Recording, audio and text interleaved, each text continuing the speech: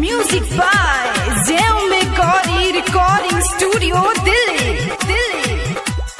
DJ Akhilesh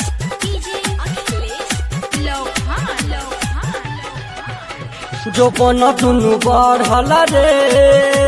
लइका सब पीछे पड़ल रे बैलून दुनु बढ़ल रे जो बन दुनु बढ़ल रे लइका सब पीछे पड़ल रे बैलून दुनु बढ़ल रे चलिले तहिले ना टाइट बाटे ढीले चलिले तहिले ना टाइट बाटे ढीले अरे टेंशन से दे हमरा गहल रे बैलून दुनु बढ़ल रे जो बन दुनु बढ़ल रे जो बन दुनु बढ़ल रे डीजे अखिलेश जो बन दुनु बढ़ल रे जब से ही मोरा फड़ल टिकोला पड़ल बलैका सपा छारे केहू छुएला केहू धरेला भइल बा सबके इच्छा रे भइल बा सबके इच्छा रे जब से ही मोरा फड़ल टिकोला भइल बा लैका सब पीछा रे कवनो छुएला कवनो धरेला भइल बा सबके इच्छा रे देख के जवानी छुएला सबके पानी रे टेंशन से दे हमरा गहल रे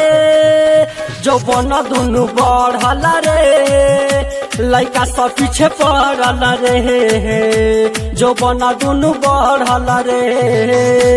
जो बन दुनु बढ़ल रे डीजे अखिलेश जो बन दुनु बढ़ल रंजन बेदरदी बाटे निदरदी मारल चाहेला माजा हो हमारा इज्जत आज बचाल